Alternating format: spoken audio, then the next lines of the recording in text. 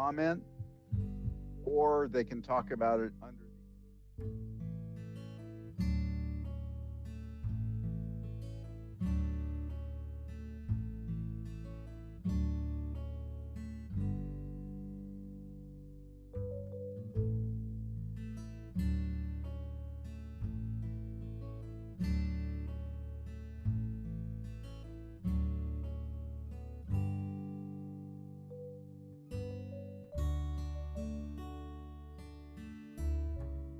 Start the meeting and see what. How long do you think it'll take us to get through the CEQA?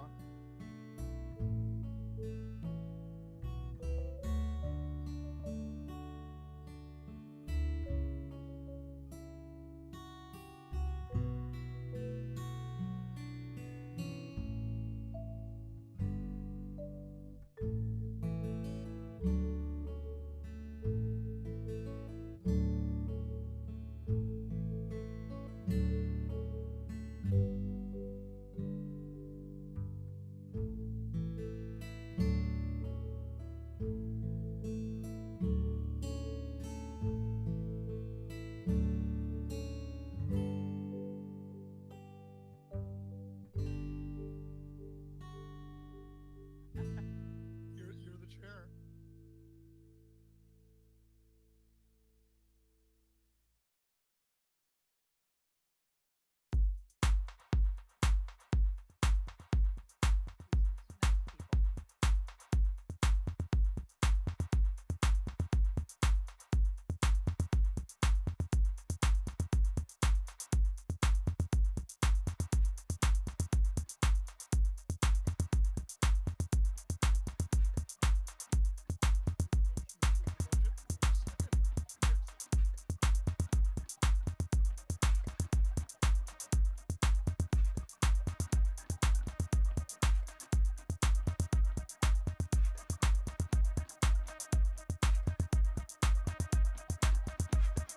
Let's get Councilmember Jordan here.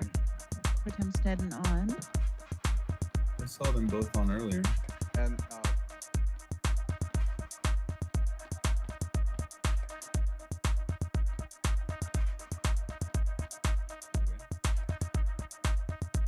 The broadcast is now starting. All attendees are in listen-only mode. Good morning, everyone. I'd like to call the August 11th Ordinance Committee meeting to order. Ms. Clerk, may we have a roll call, please? Councilmember Jordan. Mayor Pro Tem Snedden. Thank you. Here. Chair Oscar Gutierrez. Present. Thank you. Let the minutes reflect that we're all present.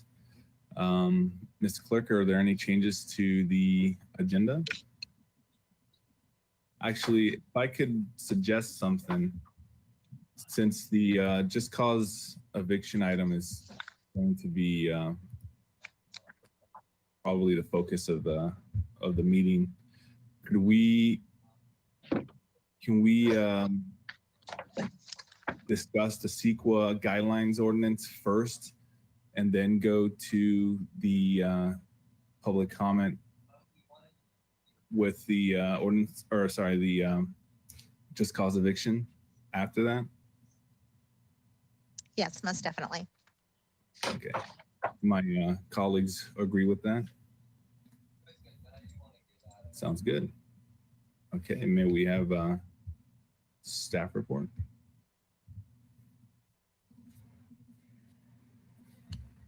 Honorable Chair, members of the committee, Ariel, there we go. Okay. Hi, I'm Dan Hinchke, Assistant City Attorney, and I'm here today to talk to you about the proposed CEQA guidelines that are before you today. If I could have the next slide, please. Okay, so first of all, there we go. I'd like to talk a little bit about why we're here. And I'd like to give a little bit of history because I think history is important here, particularly in the city of Santa Barbara. In 1969, January 28th, there was a disaster in the Santa Barbara community. Union Oil's Platform A blew, and we ended up with a one of the biggest oil spills in the history of the world. And about a year later, in January of 1970, the National Environmental Policy Act was signed into law. Later that year, we had the first Earth Day, April 22nd. Just as a matter of reference, I was a senior in high school and I helped organize the first Earth Day celebration for Santa Barbara High School. On September 18th, the California Environmental Quality Act was signed into law.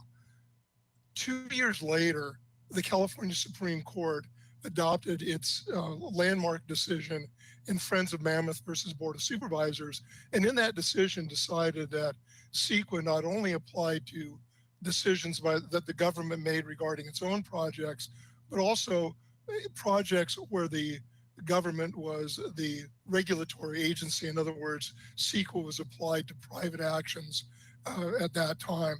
In 1994, the city adopted its first and existing CEQA procedures.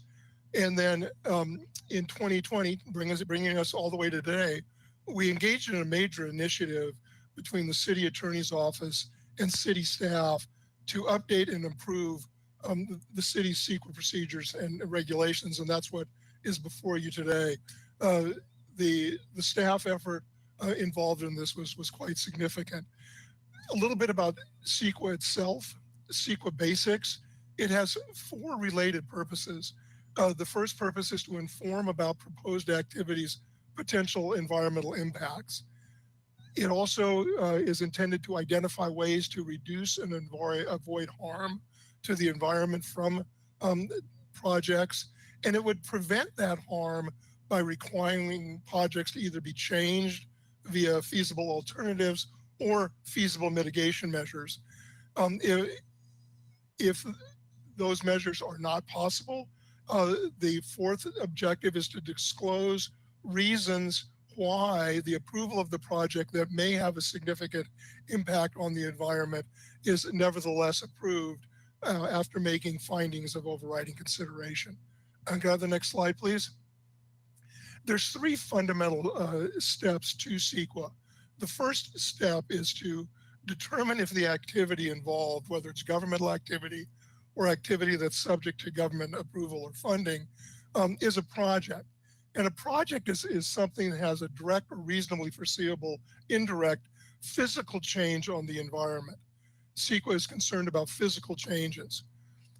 The next step, if it is a project, is to determine whether the project is exempt from CEQA. And there are a number of statutory and what we call categorical exemptions, also ministerial projects, that is projects over which there is no discretionary approval other than for example, issuance of a non-discretionary permit. And then also a common sense exemption, which is if a project has no foreseeable impact, it can be exempt because there's no purpose in going through with any further environmental review. Exemptions will become important later when we discuss the substance of the ordinance itself. The last step is to determine if the project may have a significant effect on the environment. If a project is not exempt and there may be a significant effect on the environment, then you have to do an EIR. If there is no significant effect, if it may not have a significant effect, you can do a negative declaration. So let's move on to the next slide. What is the proposed ordinance and why do we need it? Well, the city is by the CEQA guidelines to have local implementing CEQA procedures. The city's existing CEQA procedures, as I mentioned earlier, were adopted in 1994. Since that time, there have been a lot of changes to CEQA. There have been a lot of changes to the CEQA guidelines. And there's been a lot of changes to the way the city processes things. And so one of the concerns that we have is that the existing CEQA procedures vest responsibility for CEQA determinations basically in one person of the city. And that creates a significant bottleneck for projects that are going through the process. Can I have the next slide, please? So what does the proposed ordinance do? Well, the first thing it does is it adopts state CEQA guidelines by reference, and it not only adopts the current guidelines, but it also adopts any future guidelines that may be adopted by the resource agency. It also streamlines the CEQA process. As I mentioned previously, right now there's a staffing bottleneck for CEQA. And so the proposed ordinance decentralizes a significant amount of CEQA responsibility. It also expands and clarifies the list of ministerial and exempt projects. A lot of the effort that went into this proposed ordinance was the review by staff of all of the various activities that should be ministerial or should be categorically or statutorily exempt. It also will reduce paperwork by through the decentralization process. It's also intended to increase transparency. Trying to find the city's current CEQA regulations can be a bit arduous unless you're familiar with how the city runs things, because it's done by resolution and documents that are kind of buried in city archives. The proposed ordinance will put the CEQA process right in the municipal code, where it's very easy to access, and it clearly states roles and responsibilities of the various departments. Next slide, please. So with regard to decentralizing responsibility, there are 4 departments that are involved in the bulk of the city's processes that are subject to CEQA. And those are Public Works, Parks and Recreation, Airport, and Waterfront. Those departments under the new ordinance will have primary responsibility for making environmental determinations with respect to projects that they undertake, and also projects for which they are the decision maker on the project. There are some permits that actually go through those departments. Community development will retain primary responsibility for environmental review of most private projects and for those few other projects of other departments that are not within the 4 that I just mentioned. The proposed ordinance will reduce paperwork by allowing the designated departments to develop their own environmental review forms based upon the state CEQA guidelines. The CEQA guidelines have kind of specific forms that are used statewide. They can be modified for each department to be more specific to their activities and cut down on the amount of paperwork that is generated. CEQA is supposed to be an informational process, not a paperwork generating process. It allows the designated departments to prepare initial studies for their project, and that is a study that's developed after you've determined that the project is not exempt, but before you determine what other environmental review might be done. And it retains the ability to rely on the master EIR and other adopted guidelines, for example, for historic landmarks that the city has adopted and relies upon for its current CEQA processing. Next slide, please. The determination of exemptions, as I mentioned before, is the first step after you determine whether something's a project. Under the proposed ordinance, there is a much more complete list of activities that are exempt from CEQA. Again, these lists were developed in cooperation with the city staff responsible for processing environmental documents, both within the various departments and within community development. The list of common activities that are exempt are all contained in section 22.100.070 of the proposed ordinance. The list is extensive. I'm not going to go through them today. Determinations of exemption, as I mentioned previously, will be made by the Community Development Department for most private projects and by the appropriate designated department head for those projects that are within the jurisdiction of the 4 departments I mentioned.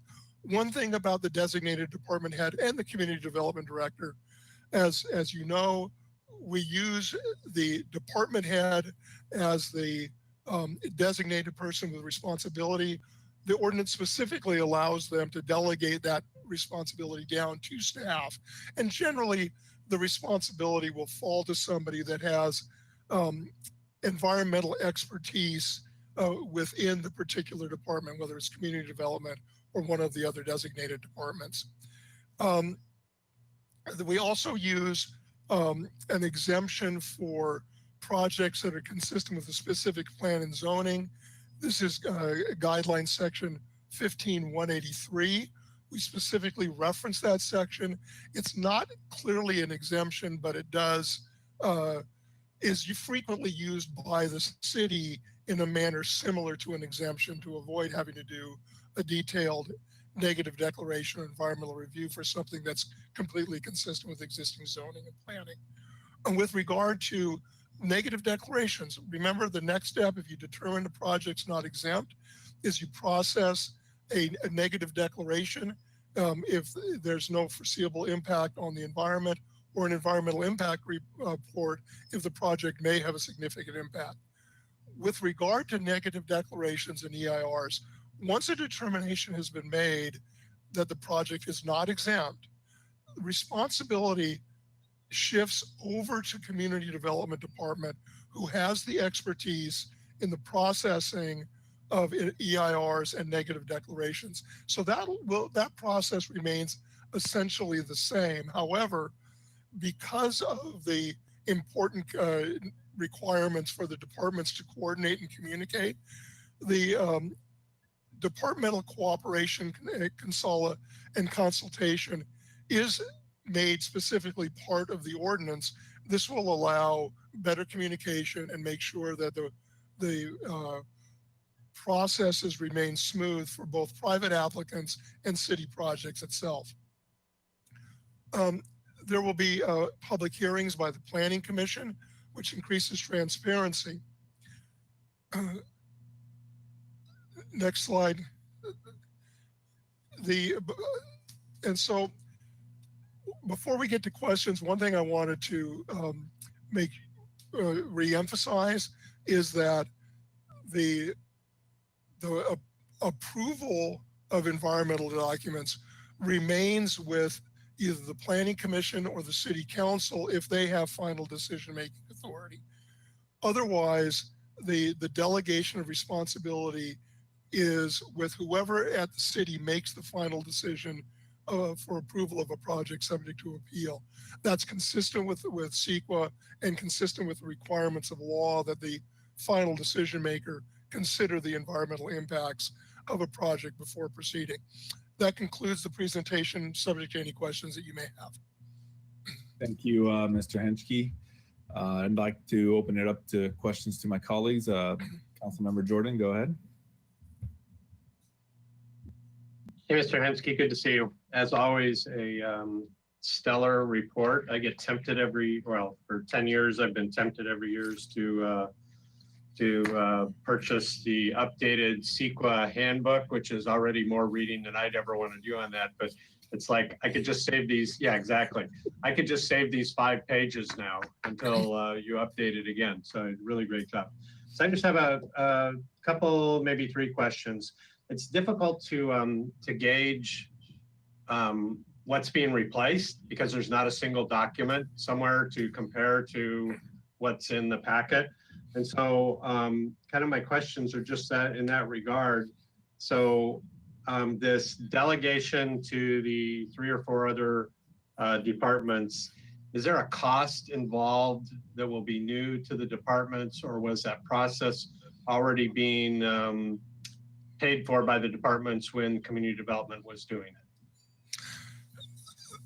it? That's an interesting question.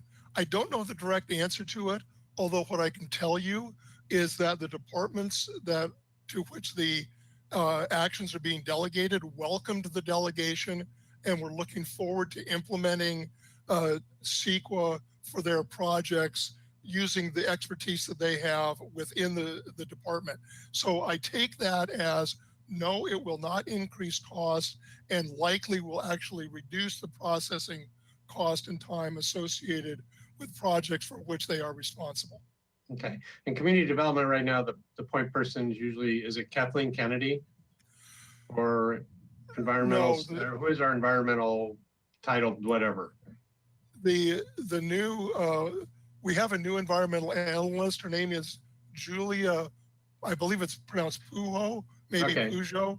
She was involved in reviewing this ordinance, as were Renee Brook and Allison DeBusk.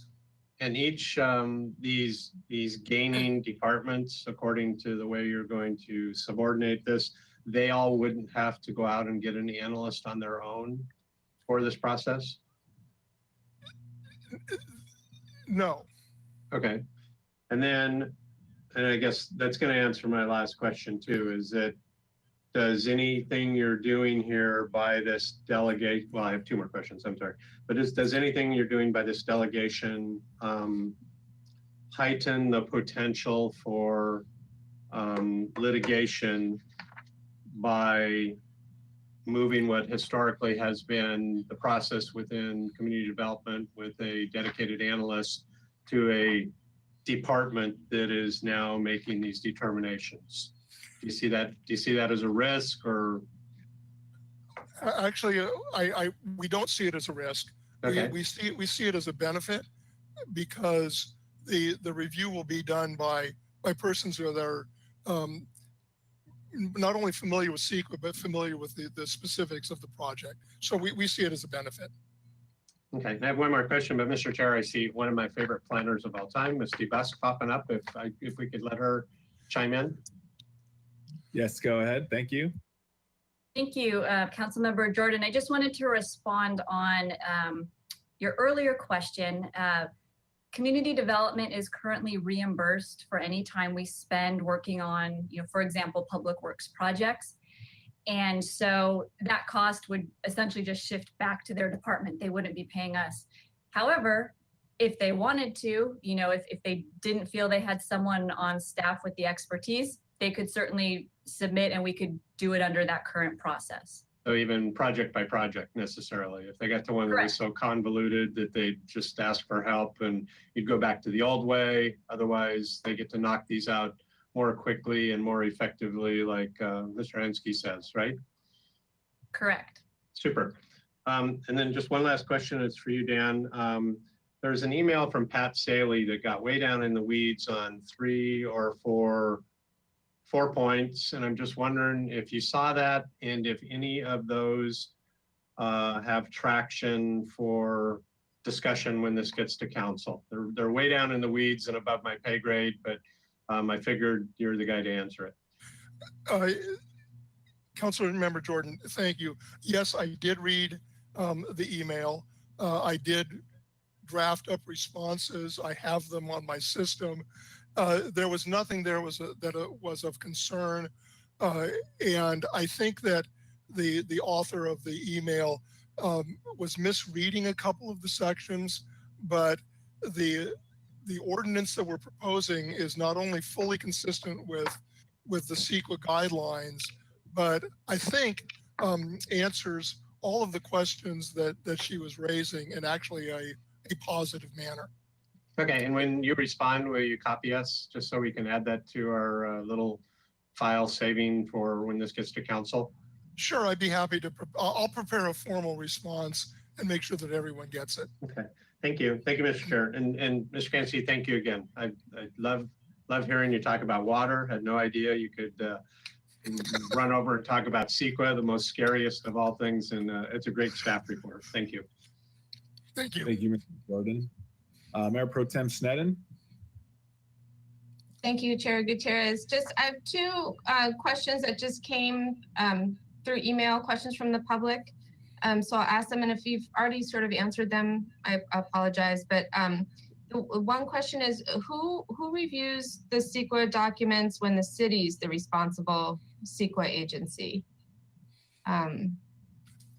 Okay, that's a really good question. I think I understand. I think that I'll rephrase the question is, who reviews the document when the city is essentially the applicant for the project? Yeah. Okay, if the city is the applicant and it's a public works project, the public works department will make the initial determination of whether the project is exempt or not. If the project is not exempt, then it would go over to community development to process either an EIR or a negative declaration. Because most project, or excuse me, many projects actually come to the city council for authorization, the city council would make the ultimate final decision on the environmental documentation. So as I mentioned earlier, the environmental approval corresponds with whoever is the final decision-making body or official for that project. If it's something that staff can do within its budgetary authority, staff makes that determination and must consider it before moving forward. If it's something that requires council approval, council would then consider what staff has done and then make the approval. You'll notice that all of our agenda reports have an environmental section at the bottom. That is what implements that requirement.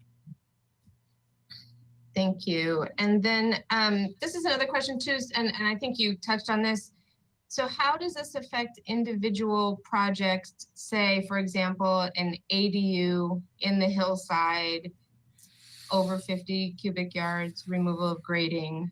How does this play into that? Oh, okay. The answer is it helps clarify, it will help clarify, first of all, whether that project is exempt. If it's consistent with the existing zoning, if it doesn't require any discretionary approvals, it would then go to community development. Community development would make the environmental determination and then proceed with the project. For most private projects, the other than in making clear what projects are subject to exemption and what projects aren't, there's not going to be a whole lot of change because those private projects, by and large, remain with community development. Thank you.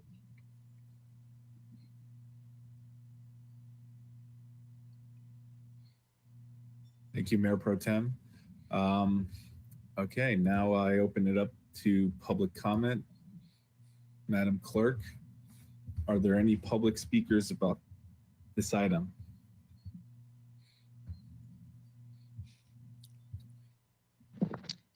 Chair Gutierrez, we have one raised hand from Elise Cossert-Daly and one from Linda Honickman. And I believe that's it, so we can call on those two speakers. If I call on you and you did not wish to speak on this item, you can just say that when I call on you. All right, let's pull the timer up.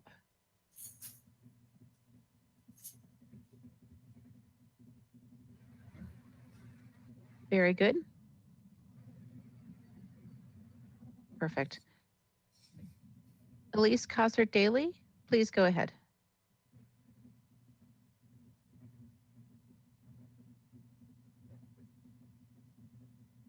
Elise Cossert-Daly, please go ahead.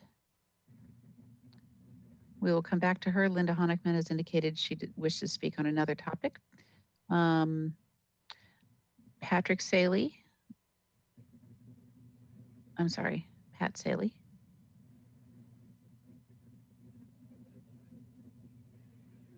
Pat Saley, please go ahead. Thank you.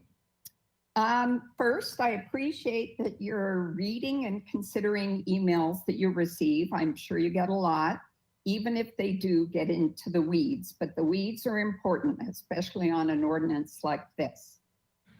So I worked as a land use planner for the city many years ago, including doing CEQA review of private and public projects, after which I spent 2 years as the city's environmental analyst.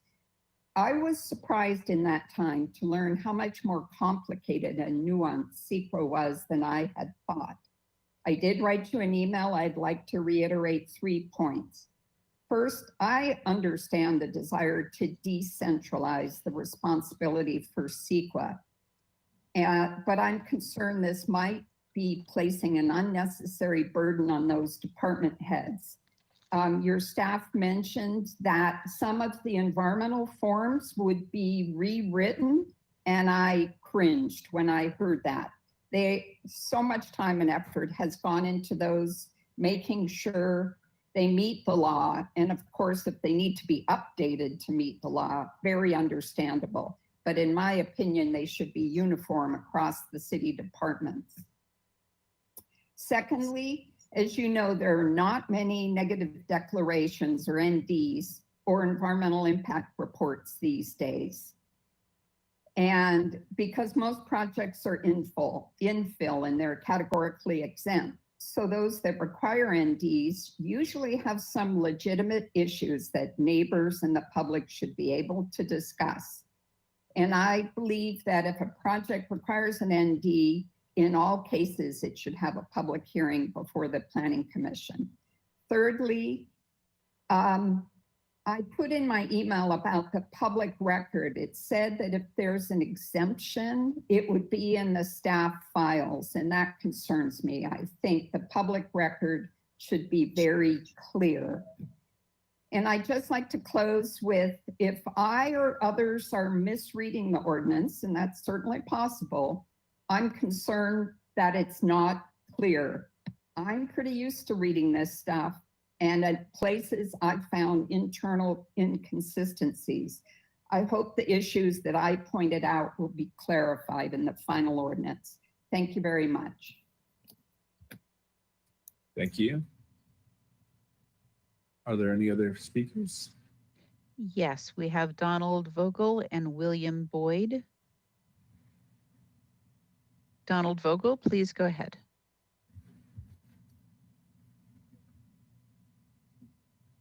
Donald Vogel, please go ahead.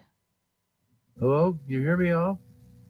Yeah, I was looking for the webinar about the proposed just cause relocation ordinance to do with rentals. That all happened after this item. So if you can hang on for another 15 minutes, we'll get to that. Oh, it's after this item. Oh, correct. Okay. Stay put. All right. Okay. Thank you. You're welcome. Very good, and I'll put you on the list for that item, sir. Last speaker is William Boyd, and then Linda Honigman. William Boyd, please go ahead.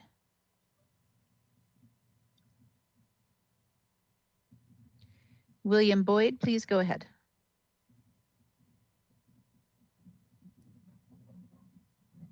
All right, we will come back to Mr. Boyd. Linda Honigman.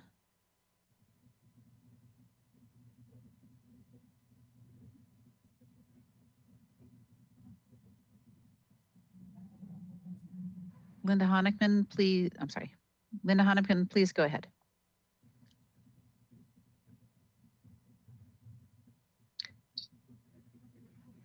Linda Honigman, please go ahead. I think Ms. Hunt, oh, go ahead. Can you hear me? Yeah, I'm still waiting for topic number 2. I'm sorry. Okay, very good. We will come back to you. Thank you very much. If there are any further speakers that wish to speak on this CEQA item, please raise your hand, and I'm going to try William Boyd one more time just to make sure. William Boyd, you are unmuted. If you wish to speak on this CEQA item, please go ahead. Okay. That's all the public comment on this item, Chair Gutierrez. Thank you, Madam Clerk. Okay, now I'd like to open the floor up to my colleagues, unless you all just want to jump to taking a vote. All right, go ahead. Councilmember Jordan, please. Mr. Chair, I'll go ahead and move the staff recommendation forward to council. I'll second. Mayor Pro Tem Sneddon. Thank you, Chair Gutierrez. Can I just have two quick follow-up questions, and then yeah. So just to Ms. Saley's points, and so I think we had sort of that a more official email would go out before it came to council, but if you could comment, Mr. Henschke, please, on just the negative declarations, being able to have a hearing before Planning Commission, and then on the public records clarity, if you could comment on those. Certainly be happy to. Let me take them in reverse order. With regard to the public records, the purpose of keeping them within the department that's responsible for generating them is simply for record keeping purposes. It doesn't affect public access to the records in any way, shape, or form. In terms of the public hearing for the Planning Commission, I would actually defer the answer to that question to Ms. DeBusk, because I think she's still on. Certainly, you could have a public hearing on all negative declarations, but I believe that the community development had a concern about that specific issue. So I'll let Allison answer. Thank you. Thank you, Mayor Pro Tem. I would say that in 99% of the cases, we do require a public hearing for negative declarations.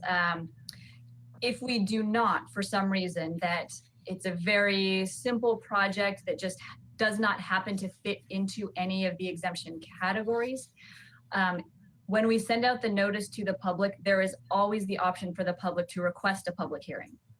So even if there isn't one scheduled, it could be requested by any member of the public. So, which is why we preferred to keep it as an optional, just knowing that we will typically hold them. Thank you. I'm ready to vote when everyone else is. Yeah. Okay. Just a second here. Okay, I think we're ready. Ms.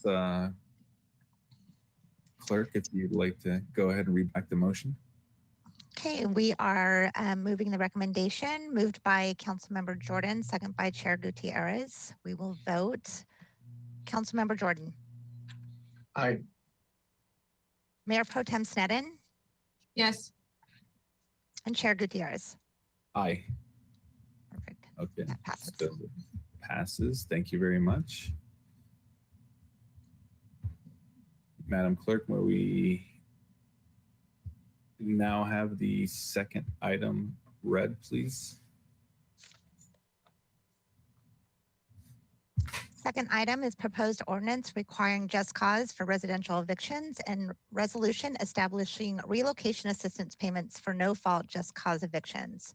Recommendation that the ordinance committee consider the written public comments and legal staff responses summarized in the supplemental report, along with several policy issues raised by public commenters, and make recommendations to council on the following matters. A, an ordinance of the council of the city of Santa Barbara amending the Santa Barbara Municipal Code by the addition of chapter 26.50 pertaining to just cause for residential evictions, and B, a resolution of the council of the city of Santa Barbara establishing relocation assistance payments amounts for no fault just cause evictions pursuant to Santa Barbara Municipal Code chapter 26.50.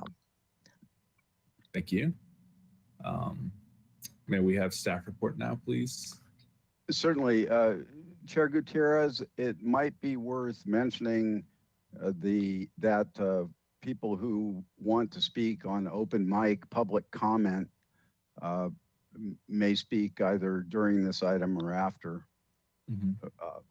My suggestion would be that if people are here to speak about related matters that aren't on the agenda, that they go ahead and do it during your comments on this item. Okay. Okay. So are you suggesting to have public comment now, before the report, or after?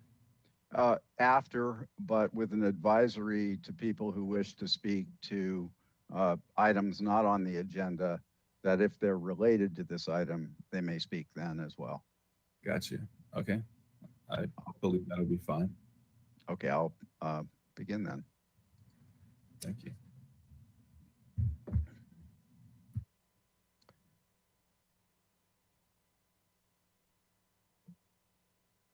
Okay. So this presentation really begins 6 months ago to the day when the council directed us to prepare a just cause eviction ordinance. The impetus at that time was several years of study by the city through a tenant landlord task force and then through the ordinance committee.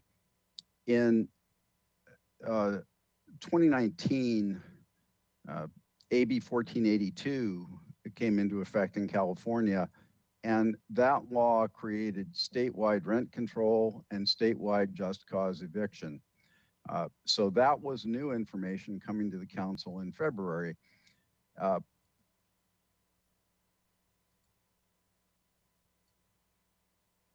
The committee will recall that under AB 1482, a local just cause eviction ordinance has to be more protective of tenants if it's enacted after October of 2019, which this would be. So back in February, the council said, go ahead with an ordinance and we'll make it more protective of tenants in two ways. First, the council said, let's eliminate the 2030 sunset date that in AB 1482 so that the law won't expire. That will make it more protective. Secondly, without making a firm commitment on the policy question, the council directed us to examine potential increased relocation assistance beyond the 1 month provided under AB 1482. So in order to determine what kind of relocation assistance, what amount of relocation assistance would make sense, the council directed us to retain a consultant to try and quantify those amounts in a reliable way. We retained Kaiser Marston Associates, and they prepared a study analyzing relocation expenses. That study was completed in April, and by that point, we were fairly deep into the current COVID-19 situation. So rather than come back immediately to the ordinance committee at that point, I decided to circulate the draft report, ordinance, and the Kaiser Marston work for public comment between mid-April and mid-May. It went out to probably 25 to 30 different people who had commented at times on landlord-tenant related items. We got back written public comments from the people identified on this screen, representing a wide range of interest groups, from realtors and property managers to the State Apartment Association and our own Legal Aid Foundation of Santa Barbara County.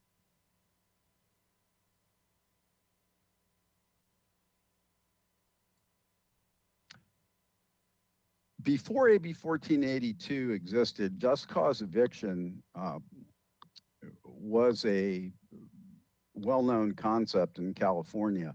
I've said it before this way. State law governs the procedural requirements for termination of tenancy, but leaves open to cities the opportunity to define the substantive reasons for eviction. So just cause eviction is another way of saying that a tenant can't be evicted without specified reasons that the city council is calling just.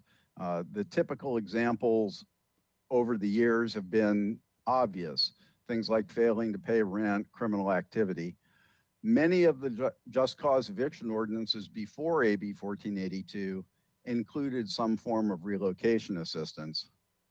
And I'm experiencing some odd screen sharing. I hope everyone can see what's happening here.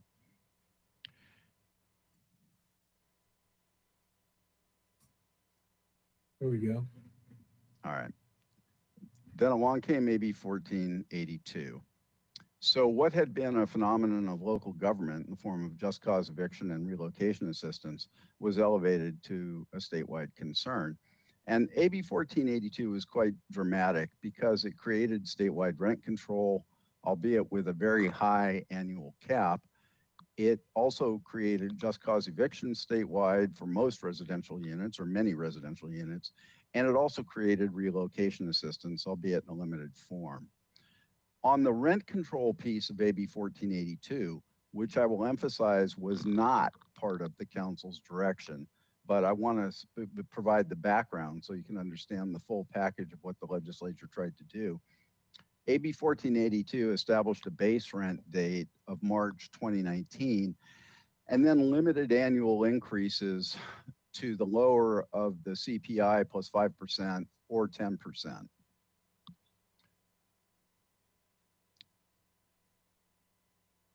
The rent control provisions of AB 1482, like the just cause eviction provisions, sunset in 2030. There are a number of exemptions to rent control in AB 1482. We've talked about those in the past, but there are generally units that are otherwise protected against arbitrary rent increases. Now, under AB 1482 and under the proposed ordinance, which as directed mirrors AB 1482, a tenant does not obtain the protections of just cause eviction until they've had 12 months of tenancy in the location. Under AB 1482, there are provisions for what happens when you add tenants to the original lease, and that's what that second bullet is talking about. The concept in AB 1482 and in the proposed ordinance is that there are really two kinds of evictions. One is where the tenant is at fault, and the other is when the tenant is not at fault. And the state is calling that no fault, just cause eviction. The basic difference is that when the tenant is not at fault, under state law, 1 month's relocation assistance, 1 month's rent relocation assistance must be paid to qualified tenants. That is, tenants who've been there 12 months in good standing. At fault just cause, both under AB 1482 and the proposed ordinance, includes a long list of really types of misconduct that would justify removing a tenant. I will note that in the materials, the Legal Aid Foundation commented on modifying slightly some of the no fault and at fault clauses. And you will see that in my comments, there were a number of, in my responses to comments, there were a number of what I would call technical corrections suggested, and I indicate that I intend to make those edits after the committee has completed its policy deliberation, but before your final recommendation. In other words, the technical changes that I identify in the matrix attached to the supplemental staff report will be made and presented to the committee before you're finished with your deliberations. Moving on AB 1482, no fault just cause, that is the situations where relocation assistance would be paid under state and local law, include reoccupying the property for your own use or for your family's use, going out of business, withdrawing the property from the rental market, or compliance with a government order to vacate, perhaps a health and safety condition, or as you see in the last bullet, when there's demolition or substantial remodeling. As I mentioned, under AB 1482, the amount of relocation assistance for each tenant is specified as 1 month's rent.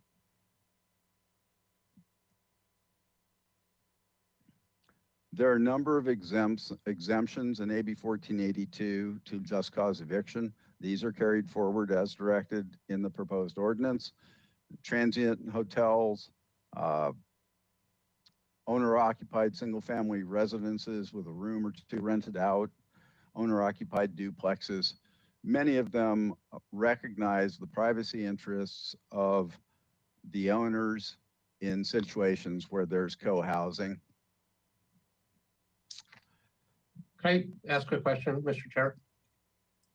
Mr. Cologne, if you could go back a slide on the relocation assistance slide.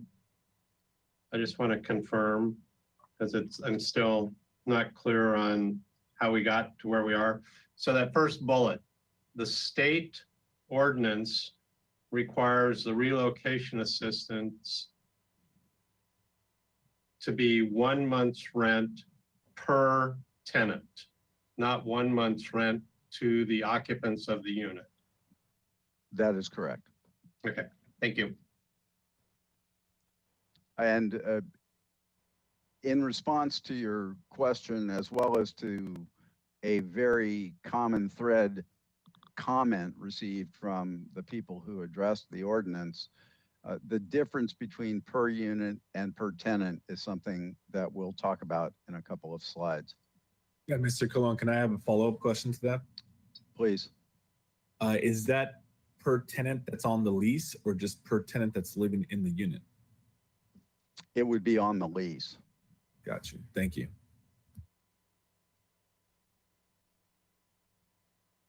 Okay, that was a lead in to what I'd said before, that AB 1482 applies unless the proposed local ordinance is more protective than state law.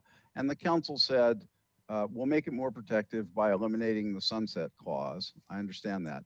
Secondly, the council said, let's examine the possibility of higher relocation assistance amounts. And as you can see in this slide, higher relocation assistance is one of the defining characteristics of a more protective ordinance. Back in February, I presented this slide in the context of discussing my advice that the council get some outside economic analysis to justify whatever relocation assistance amounts would be imposed. The issue is complicated, and the question, as I've highlighted, is whether in setting the amount of relocation assistance, the council has the legislative power to determine a proper amount, or whether the amount has to be the result of some computation based on actual costs incurred. The more recent case law is telling us that relocation assistance is more like a legislative act similar to inclusionary housing than it is to a data-driven action like establishing an impact fee. Having said that, I advised in February, and I continue to advise, that reliance on the Kaiser Marston Nexus study is very important in your analysis. I cannot say that you are legally bound to adopt Kaiser Marston's work without change. I think that there is still some room for legislative discretion, but the basis of that should be data, and the Kaiser Marston work does provide data.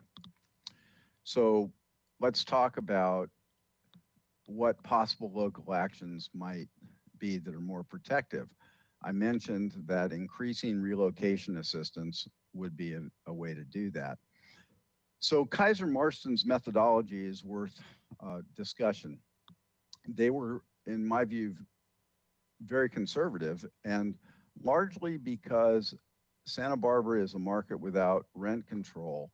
So there is not an obvious way to determine the differential between what people are paying in their current residence and what they might have to pay if they are forced to move through a no-fault eviction.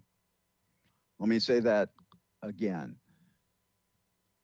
The categories of expenses that Kaiser Marston considered are pretty limited. And the reason is that in the absence of a rent-controlled environment, it's hard to establish that there's going to be a differential between what I am paying today in my rental and what I would pay tomorrow if I were forced to move. I could ask another question there. I'm sorry, but I'll get lost in the slides if I don't hit it. So I just want to clarify your comment that Santa Barbara is a market without rent control. So there is an existing state ordinance that limits the increase, but when you're using the phrase without rent control, what you mean is every one-bedroom apartment has to be in this range throughout the city or at this amount, every two-bedroom that. True rent control, not just the imposition of how rent control in that phrase is not the imposition of any future cap on future increases. Is that right? So I'm asking, I'm confused about how the phrase of rent control is used. Is rent control a cap on future increases, or is that not a rent control, a traditional definition of rent control? Chair Gutierrez, Councilmember Jordan, let me answer it this way. What Kaiser Marston was saying is that, yes, we have statewide rent control, but at the CPI plus 5% capped at 10%, and with AB 1482 being relatively recent, we don't have evidence in the market of the impacts of statewide rent control. Okay. One of the areas the council was very interested in back in February was the ongoing monitoring of the rental market in Santa Barbara to determine and adaptively manage relocation or other issues depending what happens in the market. So KMA is saying that maybe down the road there will be a differential between people in place in rent controlled units and not, but at the current time with the short experience of AB 1482 and the relatively high limits it places on rent increases, they can't detect a difference. Fair enough. Thank you. Sorry, Mr. Chair. Thank you for letting me ask. No worries. Well, it's important because, again, the point of this slide is that Kaiser Marston was conservative and did not try and include other elements of value, I guess you would say, in their thinking. Okay, let's get to some numbers. Kaiser Marston estimated relocation expenses based on the cost of moving a household that occupied units of the sizes described on this slide. That is studio, 1 bedroom, 2 bedroom, and 3 bedroom. And they broke out their analysis based on location. For our purposes, there is really not a restriction on which of these 3 metrics the council chooses. We assumed, for the sake of this presentation, that moving costs or relocation expenses within Santa Barbara would be the desirable category because of stated objectives of the council to avoid displacing residents as a result of increased rents. So if you look at the top of this table, the category within the city is the category for both the general population and special needs population that we carried forward into the recommendations reflected in the relocation assistance resolution. Now, this slide tries to express Kaiser Marston's findings in terms of months rent. Now, why did we do that? You'll recall the tenant landlord task force. That task force came back with a recommendation that the council enact what it called mass eviction controls. And that recommendation came in the wake of evictions at the Ivy Apartments. So the tenant landlord task force said that for apartment buildings with 15 units or more, the city should regulate mass evictions. That term was never defined, but the task force did suggest relocation assistance of 4 months rent or $5,000 per tenant, whichever was greater. So when you look at Kaiser Marston's work, another reason that I am characterizing their conclusions as conservative is that rather than 4 months rent, which is what the advisory task force came up with, Kaiser Marston's general population amounts are far lower than 4 months rent. They're actually in the neighborhood of slightly under 2 months rent. Now, special needs tenants are another concept. The ordinance attempts to quantify the additional burden faced by people who have special needs. And in this context, special needs means disability, advanced age, or a family with children living in the home. We heard significant testimony in February that being forced to move during a school year is more expensive and more impactful than otherwise for parents with children in school. The ordinance attempts to recognize that. I mention it because that was not without controversy in some of the comments. Can I ask a question about that, Mr. Kalan? Please. So I received an email that stated that the way it was worded under Chapter 265070, it states special need tenant means a qualified tenant who is a parent or legal guardian with their child or children in the rental unit. The person who sent the email says that that's kind of open-ended, and they asked if it could be more specific, where it says who is a parent or legal guardian with their special needs child or special needs children, as opposed to just children. Do you think that's something that needs to be changed, or? Chair Gutierrez, that's up to the committee. The concern about families being forced to move seems to apply regardless of the needs of the children. If the committee wanted to tighten that or modify it, I'd be happy to help. Okay, thank you. Certainly. Okay, I started to mention the disconnect between what the task force came up with 4 months rent and what Kaiser Marston came up with, which is generally less than 2 months rent. There's another disconnect that we need to discuss, and this is really the focal point of the public comment and our last slide, so bear with me. Kaiser Marston's work used estimates of the cost of moving a household residing in a studio, 1 bedroom, 2 bedroom, or 3 bedroom.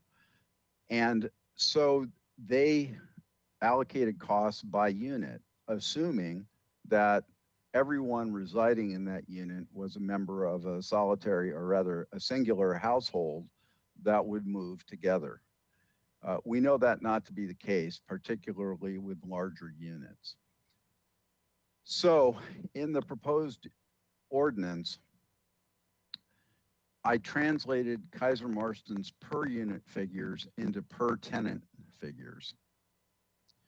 The argument being made in public comment is that works an unnecessary hardship because it has the potential to dramatically increase the amount of relocation assistance paid to a single unit. So if you imagine a 1 bedroom where 2 unrelated adults are living, rather than paying the relocation assistance for a 1 bedroom unit, you would be paying it twice to 2 people. And so the argument goes, is that fair? Is that excessive? Let me begin by talking about the rationale for doing it that way. Number one, Mr. Kalan? Yes. I'm having issues hearing you. You sound kind of like garbled. I don't know if there's a issue with your connectivity to the internet. I'm here in City Hall. Let me. All right, you sound good there. It was just about a minute where you sounded like you were underwater, but you sound good now. Okay. Mayor Pro Tem Sneddon, did you have a question? I do on this slide, but I didn't realize Mr. Kalan still had more to say on this slide. So when he's finished, I do have a question on this. Okay, thank you, Mr. Kalan. So why did I use per tenant in the translation? First and foremost, the city does not control directly how many people a owner or landlord chooses to rent or lease their unit to. So it would, if you leave the amount per unit, the amount per tenant goes down as the number of people residing in that residence increases.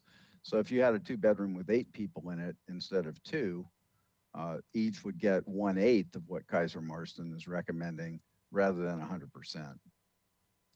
So all I want to say at this point from a legal standpoint is that I do believe there should be some safety valve mechanism or adjustment mechanism where if a owner can make the case that Kaiser Marston's relocation proposal applied per tenant is too high, they can get some kind of relief. I think that's warranted. I think that's a good practical protection to have in place. But I don't want to get ahead of the policy making in terms of how to do it, because again, fundamentally, establishing the amount of relocation assistance remains a legislative decision, although guided by data. That is the conclusion of my presentation. I'd be happy to answer questions.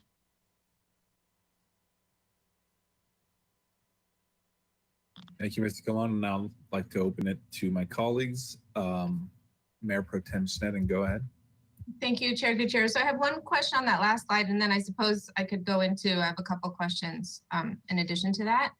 So my one starting question on that, the per unit per tenant, is a concern that I have, and if maybe you could comment on it, Mr. Khan, is there a risk of discrimination of a owner not wanting to take on a family or not wanting to rent to 8 people in 2 bedrooms, or someone with disabilities because they're worried in relocation they would have to pay each one of those individuals up to $7,000? I mean, that could get, I'm just thinking of our particular rental market where we have more and more, sometimes 2 families in a rental household or multiple people, and feeling like we need to be able to accommodate that, just given what the rental market is, and a concern that a landlord will say, no way, I don't want to have a family because then I'll have to pay each one of those individuals if I need to relocate them. Could you speak to that first? Chair Gutierrez, Mayor Pro Tem Sneddon, yes. I'm not an expert on behavioral reaction to economic pressure, but what you're saying makes sense. The ordinance, you would not want the ordinance to be perverse in the sense of causing unintended negative effects, such as unlawful discrimination against families who are attempting to rent a place. That's why I've tried to really stay out of the policy issue of how much relocation assistance ought to be. Kaiser Marston gave you parameters to work with. I think explaining your reasoning about whatever approach you take will be an effective way of defending your conclusions, provided that your thinking is founded on what Kaiser Marston told us. So I guess the other answer I'd want to add is you can infer that I agree in part with your concern about the impact on owners by my recommendation that there be an adjustment mechanism of some kind to address the problem of excessive relocation assistance if it's paid per tenant to a large group. Okay, and I understand that part. And then I have a couple other questions here. On your presentation, you listed, apologize, what page it is, with the red font, the additional causes. Oh, yes. What is more protective? Yeah, I had a question, slide 19. So, and I have a couple specific questions about the ordinance as written, but this says that the ordinance further limits reasons for termination. I didn't catch that when I was reading it. What's an additional limit for reason of termination that's in the ordinance as written? I'm sorry, this slide is a quote from AB 1482. There are not additional reasons proposed. Okay. The way we get to more protective is eliminating the sunset date and having higher relocation assistance. I should mention that how did I guarantee that relocation assistance would be higher? What the ordinance says is that if the council does not adopt a relocation assistance resolution, like what Kaiser Marston recommended, or let's imagine that assistance resolution were challenged in court and defeated, the ordinance provides that it's more protective because we're paying $1 per month more than what the state requires. So that's a way to protect your ordinance from attack. Thank you. So back to this, that first red bullet point, I just want to really make sure, because so the reasons for termination in the current ordinance as written, this draft, is consistent with the state's list of just causes. We have not added an additional, just to be very clear on this, that this ordinance doesn't limit the reasons for termination. Okay. That is correct, but one detail there, I believe legal aid asked for a tightening on that issue in a couple of places. Agreed, and you summarized that well in the staff report, and possibly about domestic violence situations or other situations. And I just wanted to clarify that that has not yet been drafted in if we chose to go that route. That's that question. Thank you, that's correct. And then, so in attachment 2 in our agenda report, I just have some specific questions real quick. They're just clarifications to make sure. On page 3 in attachment 2, the way it's written with relocation assistance under 26.50.020, the second line, it's written as to each qualified tenant, correct? And it's not written as in total one amount for relocation assistance. So it's already in the form it's in front of us now. Just wanted to make sure I understand. It's written as each qualified tenant. That is correct, and Okay. that is what the commenters caught and objected to, the difference. Okay, and I share that concern. And then page 7, 26.5.050B. And these are again just confirmations. So in the staff report, you talked about cash for keys and allowing the delay of the relocation assistance until it's vacated. And so on page 7B, I just want to confirm that, is this written as allowing that delay? No. Chair Gutierrez, Mayor Pro Tem Snedden, the ordinance follows AB 1482, which requires the owner to pay the relocation assistance 15 days after giving notice of terminating the tenancy. What I raised in the staff report for your consideration was changing the leverage a little bit so that the owner would have the assurance that at least they had a vacant unit when they paid the money. And I like that. Yeah, okay. Okay. And I'm just trying to, these are things that for me, I might want to suggest changes on. So I just want to make sure that as it's written, the draft in front of us, that I'm understanding and that we all understand. So on then page 9, 2A, the people who could move in, and it would be exempt. Is there any reason that siblings aren't or are not included in there? It just, you've got domestic partner, grandchildren, parents, grandparents.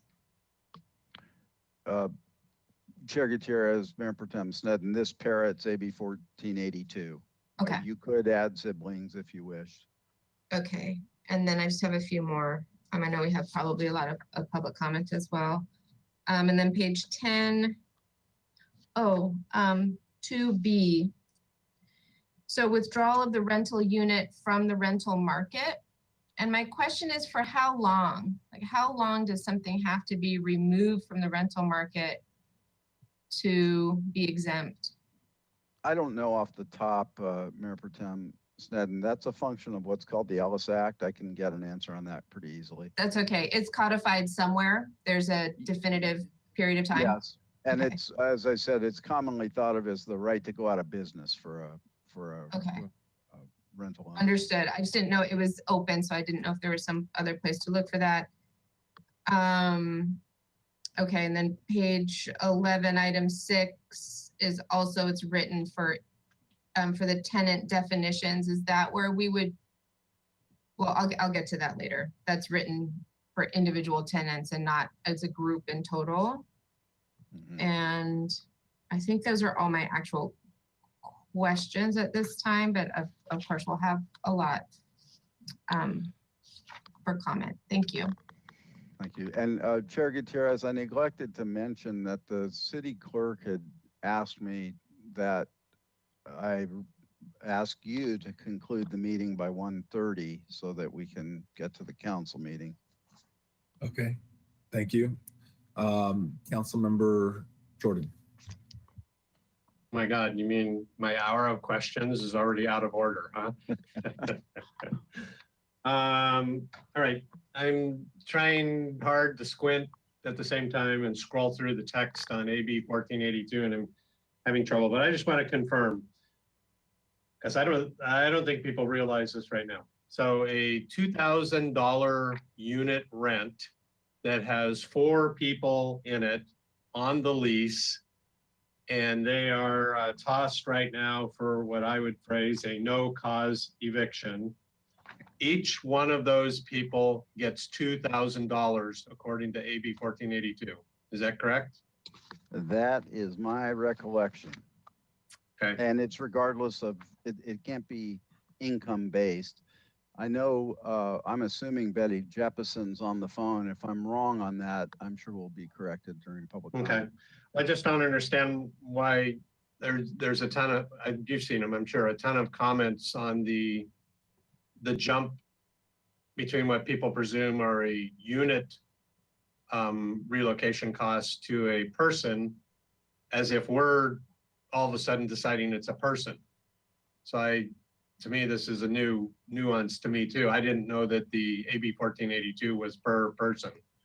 So, and then in regards to the determination of less protective or more protective, is flagging or raising other situations that would be a reason for a cause eviction, adding another reason or more reasons to the cause eviction list. Would that be an example of something that is less protective and we're unable to do? You're raising a very difficult question, Councilmember Jordan. The answer is yes, you can't do something less protective, The hard question you're asking is, if you're doing some things that are more protective and some things that are less, how do you add them up to determine? So do you whether the take overall- your actions in totality, or do you go cherry pick, right? I don't know. The Okay. law doesn't say. All right. And then in the ordinance, the definition of a tenant and on your ordinance does not mention, it just, I think it starts out, could be any renter, blah, blah, blah. It does not mention that the tenant or a qualified tenant is named on the lease. Even though I think you said earlier that that is either the language or the intent of AB 1482. If I might, the language that I used says person entitled to the use or occupancy of the unit. I would be happy to strengthen that to assure that we're only talking about people lawfully occupying the unit. Well, even that, I mean, who's determined entitled or lawfully? So as an example, I'm sure which happens in Santa Barbara is several people rent a place and a year or two later, it's several more people that aren't on the lease. And the question's been raised by many of the public comment people, are they now liable for those several other people because they're legally or not, or maybe they're legally because they've been in there, part of the mix, or is it just the people they rented to? My assumption in drafting this is that it is reasonable to require an owner to know who is living in their property. Okay.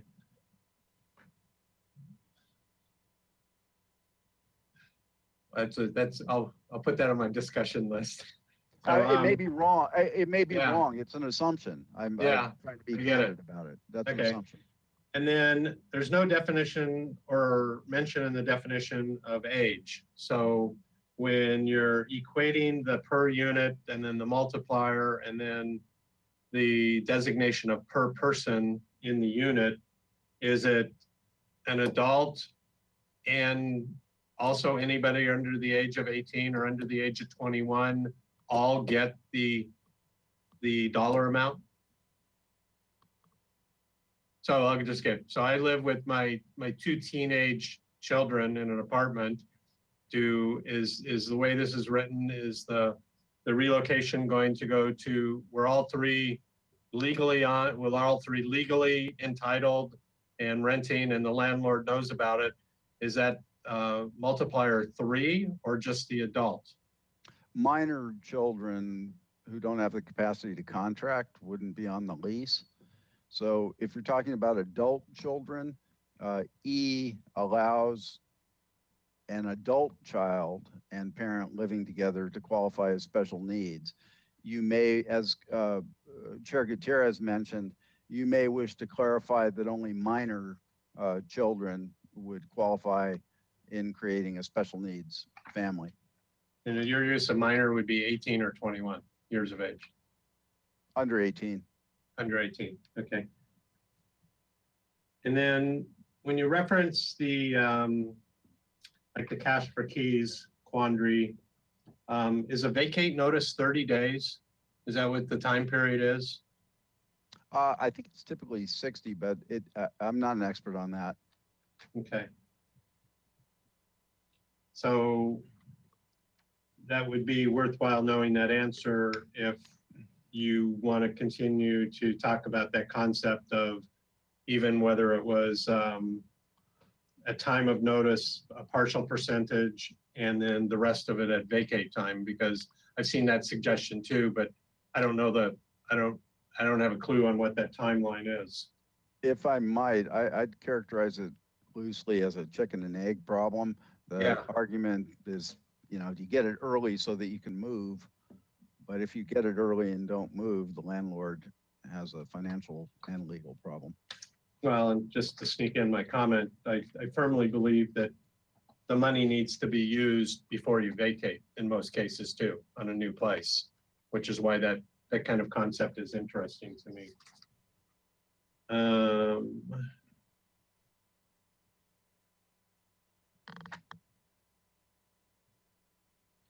And then both the staff report and your comments today specifically referenced the council discussion earlier this year on the importance of monitoring the impacts locally of AB 1482, which has now been in place for 8 months. And then one of my prior questions had to do with, well, we really have no basis for calling it rent control or not rent control because there's no foundational basis. So what efforts have we or are we undertaking to monitor these local impacts of what's already taking place from AB 1482?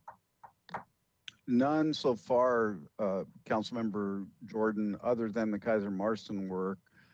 I had intended to bring that up with the council when we get there, particularly, well, depending on what your actions are. So the reason I'm being delicate about it because the council was actually non-committal as to whether it had decided to offer enhanced relocation assistance or not. It depended on what Kaiser Marston came out with, if I recall correctly. And then I think my last question, which was the first one I wrote myself a note on. So on AB 1482, there's a group of bullets that are your no fault reasons for eviction. And I swear I asked this to you in April, but I don't remember the answer, or I didn't write it down. So not on that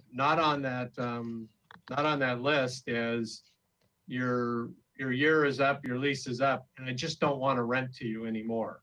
Is that just by default part of that list too? And if you're looking for it, it's the top of page 4 on the staff report. My recollection is it works the other way around, that one of the bases for at-fault eviction is refusal to accept an offer on substantially the same terms as you had pre-AB 1482. So I don't remember it working the other way, though. So, but I'm tired of a tenant at the end of the year. Their transgressions, in my perception, have not risen to the level of applying to what's listed in AB 1482, or the noise hasn't risen to whatever that legal definition is. It's not a match. And I don't want to offer a renewal lease to them. I don't see that as one of the bullets under the no fault eviction, which leads to 1 month's free rent and the state relocation. If you give me a minute during public comment, I'll see if I can find the answer. I don't remember. Okay. I think I'll give you more than a minute in public comment. So, all right. Thank you, Mr. Chair. Thank you, Mr. Cohen. Thank you, Mr. Jordan. Appreciate it. For the sake of time, I think we'll just jump into public comment because I know we have quite a few people waiting on the line. So I am going to take Mr. Cologne's consideration of also opening it up for general comment for issues that aren't specifically on this agenda, but most likely are related to the issue of housing. So I think that'd be good to allow the public to voice any concerns regarding that. So Madam Clerk, may we have our first caller?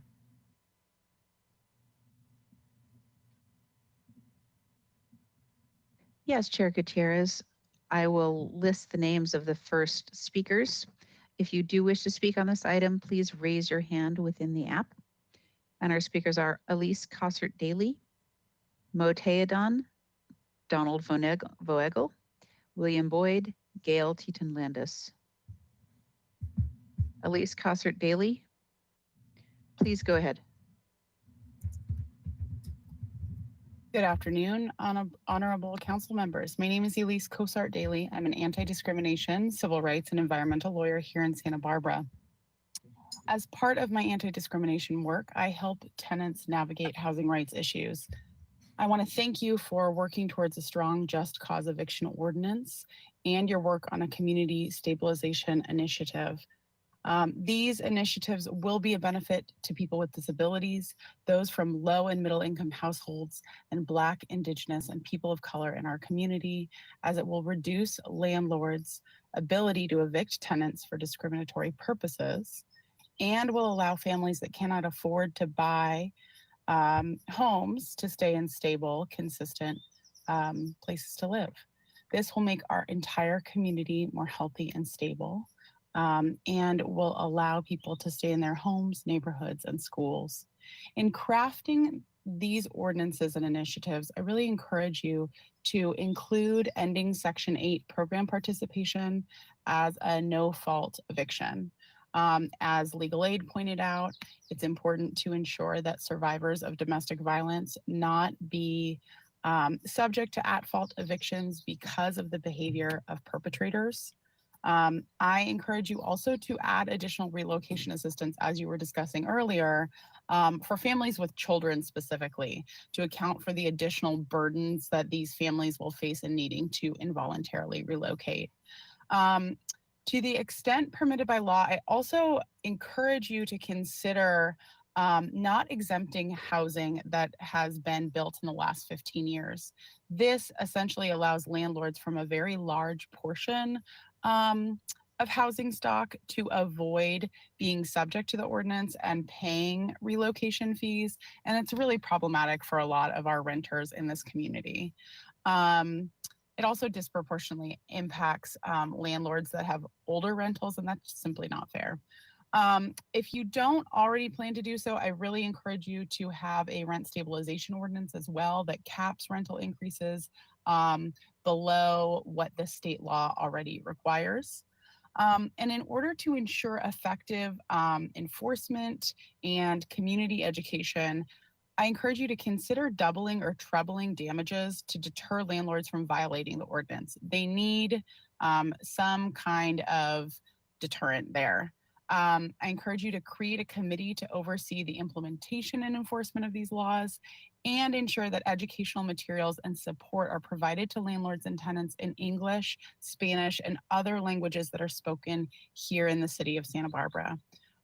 Thank you so much for the opportunity to comment on this issue and for your careful consideration of the health of our community. I appreciate your work.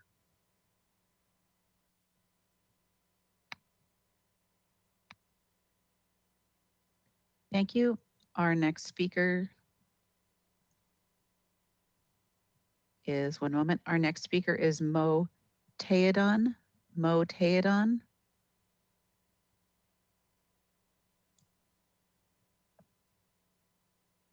Mo Teodon, please go ahead. Can you hear me? Okay, cool. So I'm a renter living in Santa Barbara. I've been here for a couple of years. I basically was just calling in to say that I am in support of the just cause eviction ordinance and the stabilization efforts. I don't know enough about these, about the issue on the relocation program to speak on it. As far as I understand, when it's per person, this is beneficial to tenants, and I would say anything that's beneficial to tenants now is important. One of the things brought up earlier is that statistics should be something that we use to kind of determine how we view this. I have a statistic here that was published recently from an economics professor at Stanford University saying that 40% of employment reduction across the country is very likely to be permanent. And lots of small businesses have shut down, and that this crisis of workers not being able to sell their labor for the money needed to pay their rent is something that's going to last for a long time. And so putting in the protections now and getting used to what that's going to look like is something that should be done. And that ultimately, the last thing I'll say here is that the impact of so many people being homeless during a viral pandemic is of such a great magnitude. I don't see much economic downside or an economic downside of implementing these protections that could possibly be more detrimental than having so many people be unable to have a place to live, to shelter in place, and just facilitate society not getting this virus as much. So thank you for listening, and in general, anything that protects tenants is something I'm in favor of, and I hope that you guys move to implement those policies that would do that.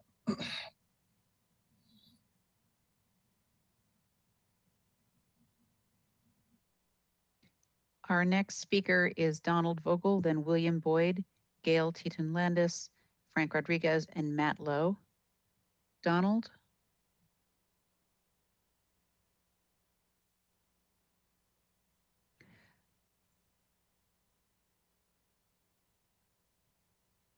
Donald, please go ahead. Can you hear me? Oh, hello. Let's see. I own a house in Santa Barbara with very stable tenants, and this money for relocation is a whole new idea to me. In my life, I've paid my own moving expenses. I've lived in many states and also was an immigrant to Australia in my experience with some different structural things. So I'm questioning the whole situation of relocation money to a tenant that's being asked to move out. But I realize, at least in this case, it's for only certain situations, which is a good thing. So I guess I'm saying in general, I'm not in favor of more government bureaucracy involvements in the situation. The state of Oregon has just started some statewide rental regulation, rent price increase control. And it's very difficult. Santa Barbara is a very expensive place for living, and it's very difficult. Even I'm a retired teacher, professor, and to be able to buy something in Santa Barbara now would be very difficult in my case. Fortunately, I bought in 1991 when it was a recession, and people said, don't buy now, it's a recession. So my point is that I'm not in favor of more government complication, rental registration, and paying tenants when they are asked to vacate. So that's my general situation and perspective. And thank you for letting me speak. Appreciate that. And I'm learning. Thank you.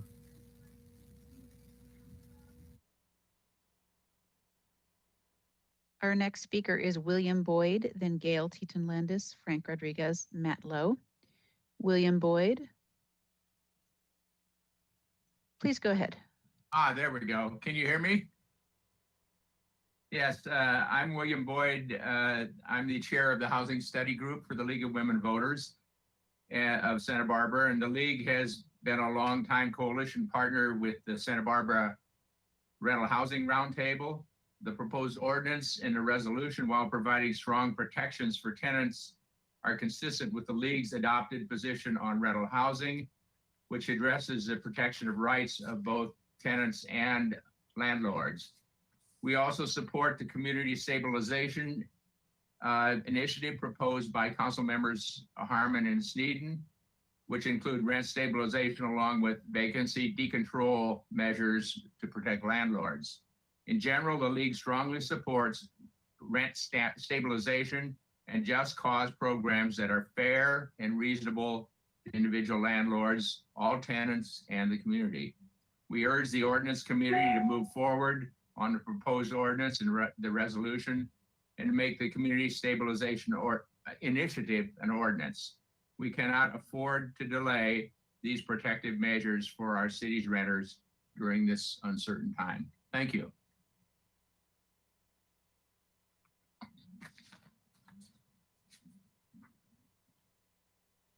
Our next speaker is Gail Teton-Landis, then Frank Rodriguez, then Matt Lowe, then Linda Honickman, and Laura Bodie. Gail Teton-Landis, one moment.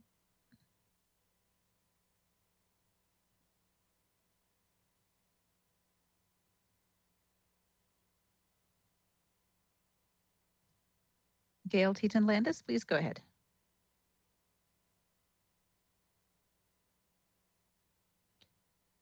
Gail Teton Landis, you can unmute yourself and go ahead.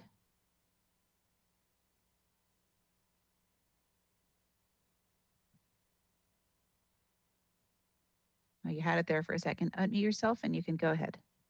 All righty, trying again. Perfect. Hello, everyone.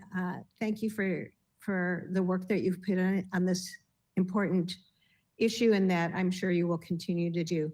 I'm here in support of the strongest possible protection for renters. We are living in uncertain times, and renters, whether in a mom and pop rental or one owned by a corporate landlord, need protections. I ask that you support a strong, just cause evictions protections ordinance that would include the proposed community stabilization initiative, which would provide necessary rent stabilization.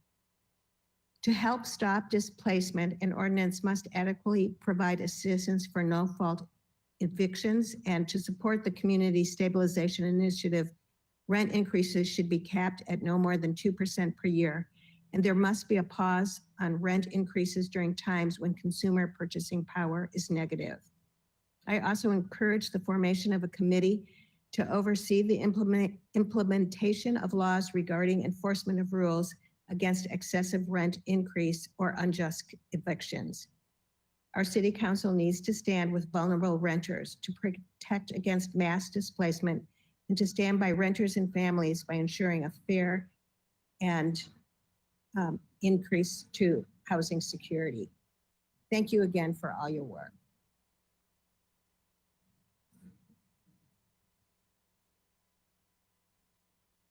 Our next speaker is Frank Rodriguez. Frank Rodriguez, please go ahead. Hello, can you hear me? Thank you. I'm Chair Gutierrez and Santa Barbara Ordinance Committee. My name is Frank Rodriguez, Policy Advocate with the Central Coast Alliance United for a Sustainable Economy. As y'all know, this is not something new. For years, CAUSE has been advocating to stop the displacement of our Santa Barbara renter community. 6 years ago, multiple CAUSE leaders faced a mass eviction from an apartment complex on the Lower West Side of Santa Barbara. Our leaders told us that displacement from the lack of housing security was the main crisis of the working class Latino community.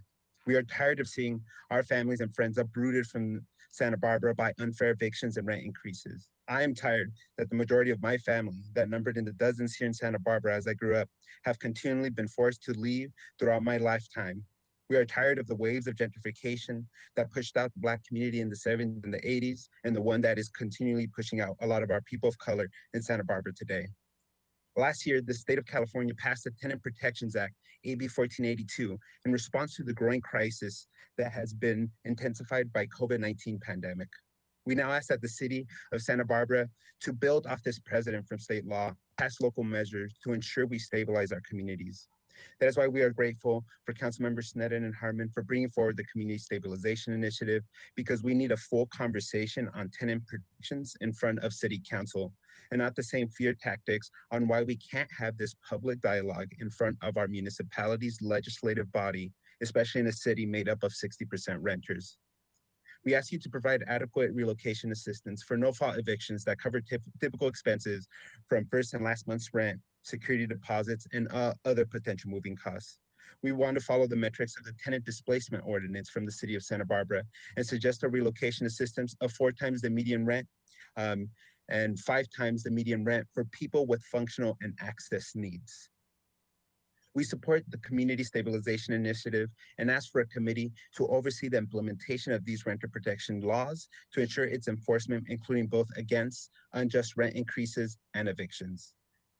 The issue of displacement is intertwined between rent increases and evictions. As we prepare for the courts to get flooded with eviction cases due to COVID-19 pandemic, we need to ensure that our community has a voice and the power to protect themselves through a fair process.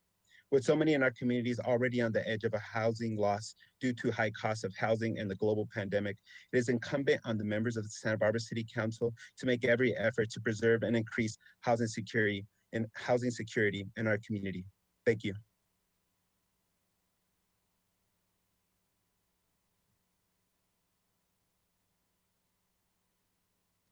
Our next speaker is Matt Lowe.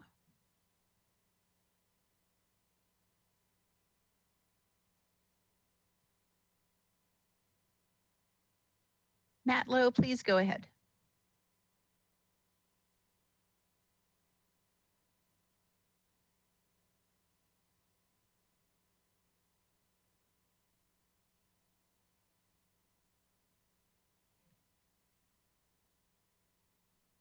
And we'll give Mr. Lowe a moment to get on. Matt Lowe, please go ahead when you're ready.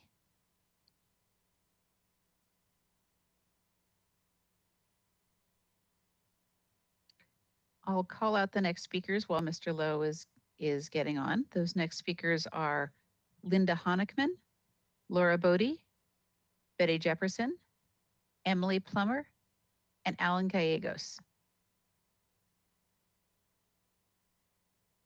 And let's give Mr. Lowe another little bit of time to get unmuted.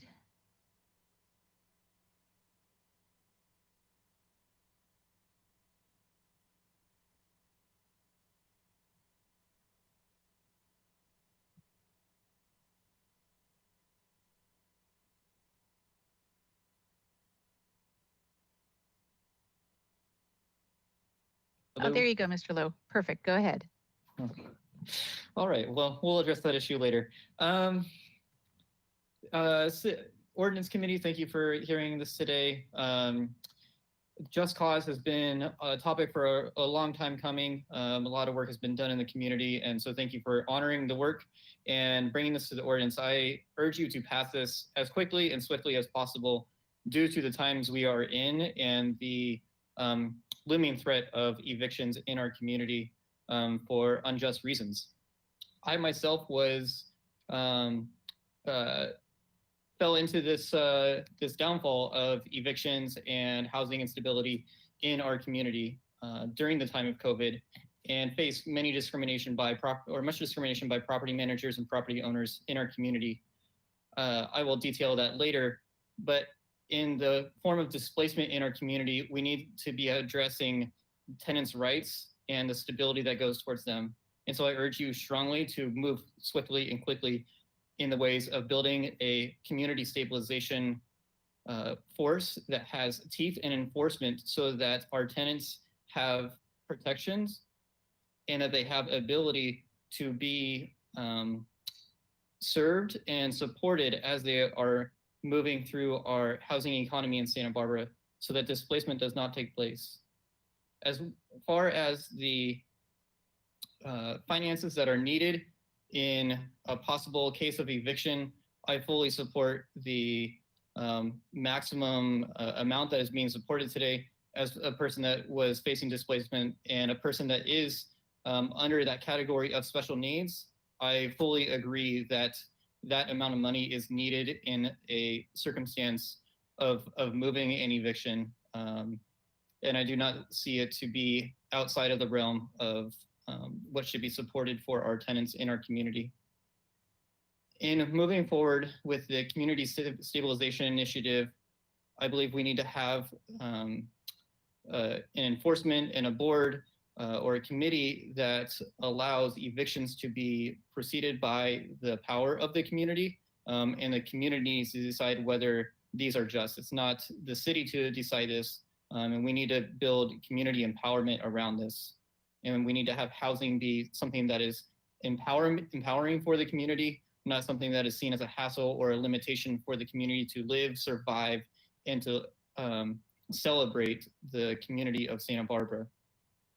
Moving forward, I ask you to move swiftly on the Just Cause Ordinance and to really push the community stabilization initiatives before you, as it is going to be essential for us during this COVID time to have economic sustainability, housing sustainability, and community empowerment. Thank you for hearing this today.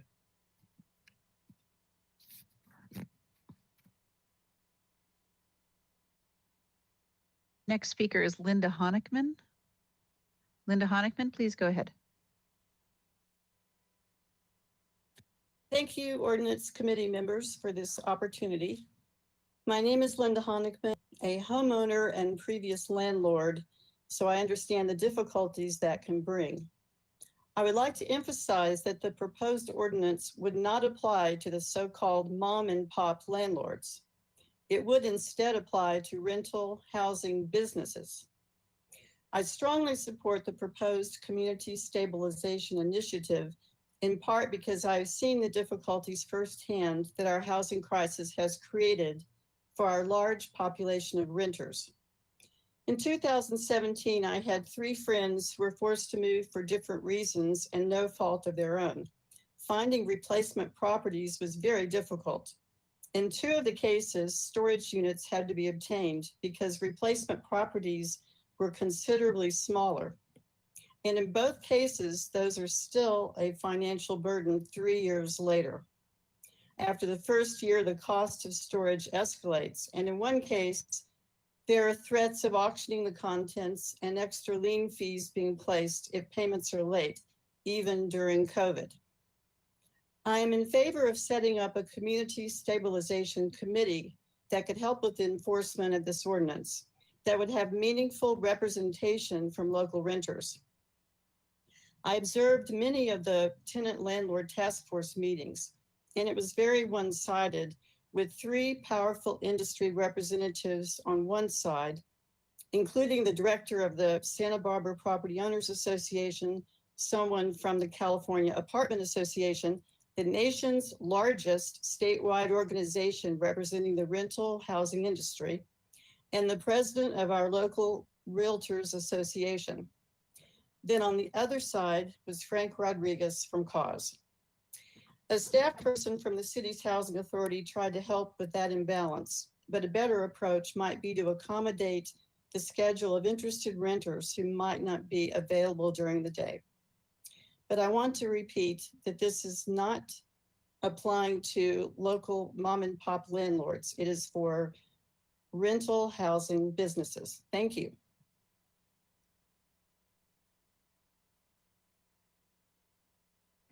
Our next speaker is Laura Bodie, then Betty Jeppesen, Emily Plummer, Alan Gallegos. Want to let people know the way to indicate that you would wish to speak is to raise your hand in the app off to the right, the green hand. You can also send a question to the clerk and say you wish to speak on an item, although we are coming up to the 1:30, but FYI for the future always also.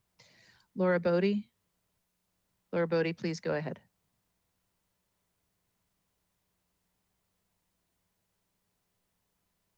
Laura Bodie, please go ahead. Thank you, council members, for the opportunity to speak. You probably know me as the executive director of SBRPA, representing primarily the small mom and pop owners that are the backbone of the rental housing here in Santa Barbara. I'd like to preface by saying it is a difficult time for all of us.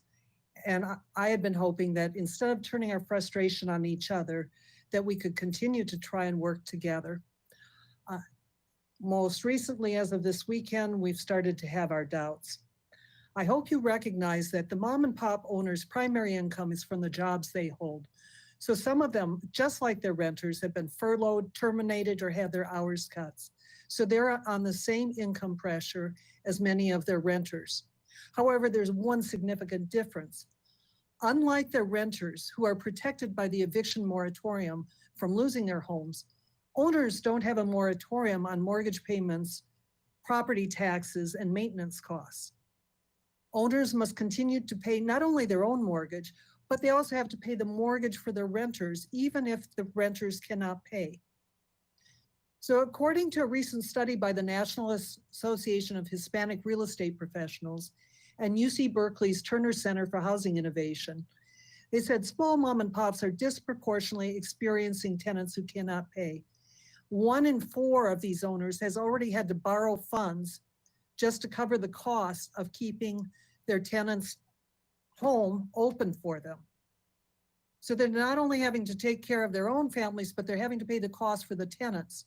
Tenants are protected through September 30th, and then through the Judiciary Council, no evictions can be made at this point until next year. So they have housing security. However, the owners don't have security against foreclosure. And that's what I'm seeing from my members now. There is no mortgage relief for landlords. The much publicized mortgage relief is only for small Fannie Mae and Freddie Mac loans. Beginning in March this year, a few other banks in California offered 3 months forbearance, but the lump sum of 4 months of mortgage payment became due June 1. That's even though the owners were not receiving rent. They still had to make 4 months payment of the rent for the rental unit, mortgage for the rental unit on June 1. So now they're starting to get strapped and wondering, how are they going to continue to provide housing? That's where you're going to see an exodus of owners that cannot afford to continue like this. They are the backbone of providing good housing in this city.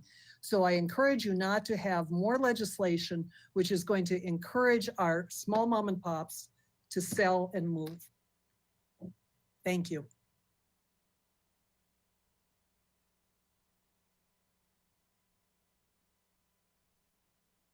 Our next speaker is Betty Jeppesen, then Emily Plummer, then Alan Gallegos. Betty Jeppesen.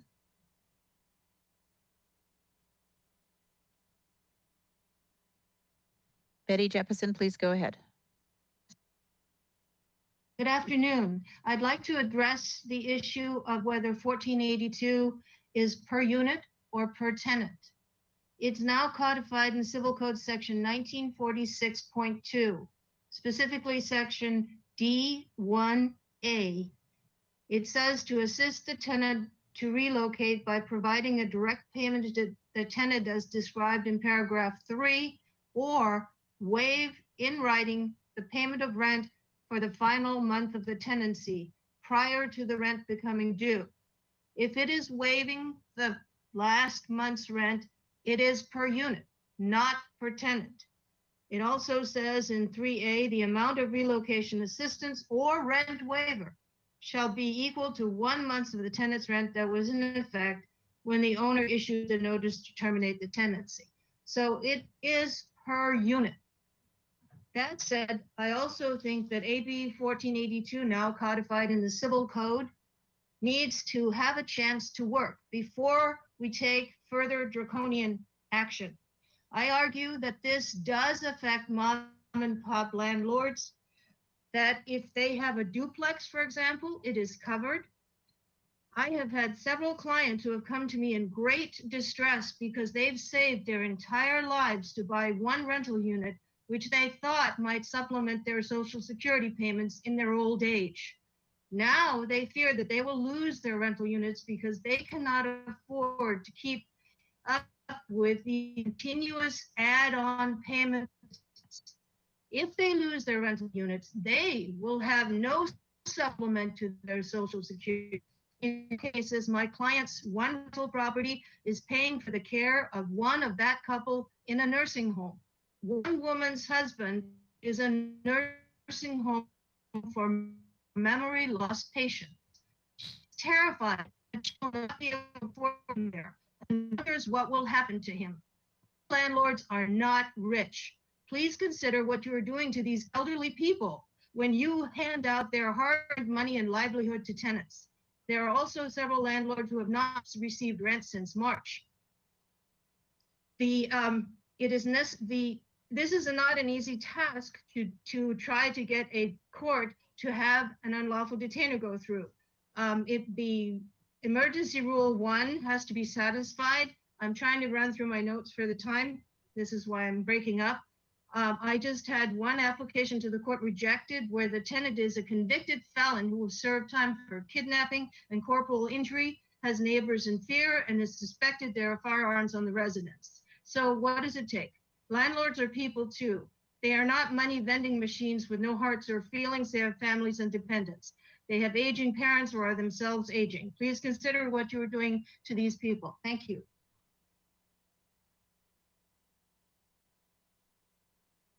Our next speaker is Emily Plummer. Emily Plummer, please go ahead. Hello, can you hear me? Great. Hi, my name is Emily Plummer. I am a Santa Barbara resident in the West Side neighborhood. I'm also a landlord myself in the state of Oregon, and would be considered a mom and pop owner. As many know, housing can be challenging and expensive for residents of Santa Barbara.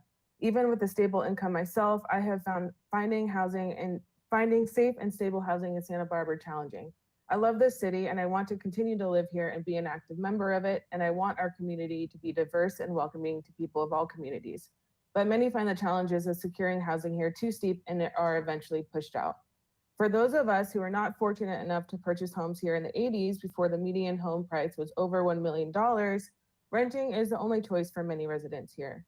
I'm joining the meeting today to voice support for the Just Cause Eviction Ordinance, the Relocation Assistance Ordinance, as well as to urge the council to take into consideration the proposed community stabilization initiative that would change the cap on rent, increase this to 2% or the consumer price inflation per year.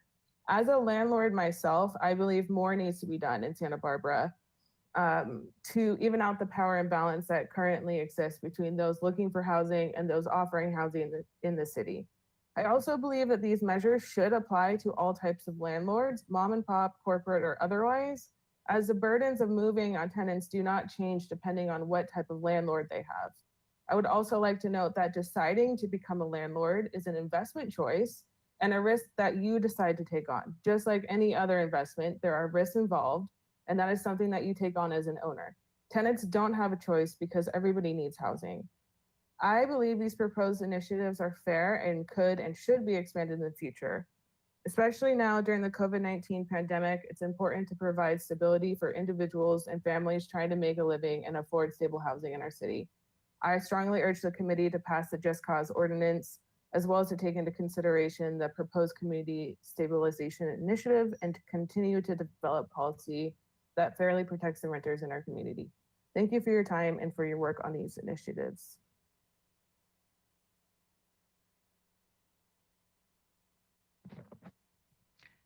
Next speaker is Alan Gallegos. Alan Gallegos, please go ahead. Hi, can you guys hear me? Great. Thank you, Councilmember Gutierrez and all. I think Sneddon may be spot on. I worry landlords will be less likely to rent to families, multifamilies, or special need tenants, especially if you legislate this as a per tenant fashion, and that would just be awful. I oppose what is being proposed here, but why are we ignoring the KMA recommendations and making this a future issue that will have to be rolled back? Some landlords may repurpose their units to suit lower numbers of tenants moving forward. Also, what stops a landlord from only putting one person on a lease as a responsible party and avoiding all of this per tenant versus per unit talk? And we should note that the state and KMA suggest per unit. I advise that we do not enact our own local stricter rent controls or eviction protections until we allow the state control to play out and give us some data on its effectiveness.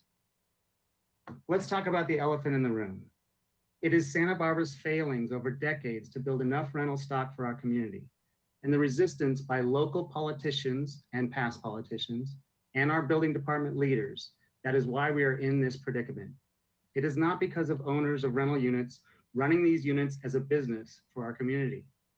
We don't want owners and investors to go to another form of investment and make creating housing stock even harder. We need to build more rental units, and that takes fast action by our building department. Working with owners and investors willing to jump into what is becoming a risky and uncertain business to be in with these types of looming regulations. So what we need is simple, a simplified permit process. In order to do that, we may need to reorganize the rest of George Buell's management staff out of their current roles to allow for new, fresh management to be built under new leadership. In order to fast track the permit process, we can't allow scofflaw builders to take even more liberties with simplified processes. We need penalties large enough to stop scofflaw. Currently, there are small fees simply added to the cost of doing business. Again, we handed you two permits, 2919 and 2924, Reba Way, where this is clear-cut case to revoke, and our city building department and city politicians still cannot execute legal revocations to protect us. For our issue today, in the interim, we may look at incentives to create units. I cannot overstate that SB needs more units. We may also look at the bolstering voucher programs to help those that are in real need. Thank you, guys. Madam Mr. Chair, Clerk? could I interject? Or if you're going to, if you need a motion, I'll be happy to make the motion to continue this till next week and ask staff also to poll us on how early we can start, because I know there's an item on next week that's probably a good hour or two. And just so that'll be my motion. And just as a comment, I'm willing to start much earlier if we need to. Thank you, Councilmember Jordan. Yes, I was going to ask Madam Clerk if we could continue this hearing. Mayor Pro Tem Sneddon, you wanted to add? Oh, second the motion. Okay. All right. So can we have a vote to continue this meeting to next week and start? Is 11 a.m. reasonable for everyone? Reasonable for me. I'm suspecting we may need more time than that too. I'm interested in getting this through ordinance in some type of manner that staff can begin to fabricate it for council. And that would, if we accomplish that next week, we still have another month until our next meeting. So now it's Christmas. So I just, I can meet, personally, I can meet as early as we need to start. Mr. Colon? A couple of the public commenters mentioned this community stabilization proposal. That's not currently agendized for discussion. If you'd like to discuss that next week, please direct us to add that to the agenda. How do my colleagues feel about adding that to the agenda next week? Mayor Pro Tem Sneddon? Well, I would like to see it considered as part of the whole package. It is, I mean, I think they go hand in hand. But I will defer to my colleagues on that. I think it is our intention of bringing that was to have it be part of a larger community conversation. And I think it has not been fully vetted and gone to all of the stakeholders. So I'm content with having that be part of the longer term conversation at this point and to get through our public comment. And I can meet as early as necessary next Tuesday as well. I'd echo that on the, whatever the term is, I forget it now, the memo. Because again, I think that would just drive us to breakfast starting time next week. I think we have plenty of work to do with this item next week, plus the item that's already scheduled. I agree. I believe that it should probably be its own meeting. So if you're looking for a time suggestion, I mean, I 10 o'clock even. I mean, the more, I mean, if I'm erring to the excess, it just gives you a little time to relax before council starts again, and we're here till 8 or 9 o'clock. So 10 o'clock is fine with me. Earlier, I mean, whatever you guys feel like. Mayor Pro Tem Sneddon, do you agree with 10 a.m.? Yes, I'm fine with any of those times. How about city staff? Does that work out for everyone? You're very kind to ask. Of course it does. Okay. All right. Madam Clerk, if you could read out the motion with the suggested time. Yes, and this is a motion to continue this item to the next meeting of the Ordinance Committee on August 18th at 10 a.m. And I'm sorry, who made the motion? Who seconded? Councilman Jordan made the motion and Mayor Pro Tem Sneddon seconded. Very good. To vote on the motion, Councilmember Jordan? Aye. Mayor Pro Tem Sneddon? Yes. And Chair Gutierrez? Aye. So Very that good. motion passes. We will continue this at 10 a.m. next Tuesday. I apologize for anyone that's still on the line and didn't get heard, but next Tuesday, we will have plenty of time to hear all your public comments. And yeah, so tune in then. Thank you.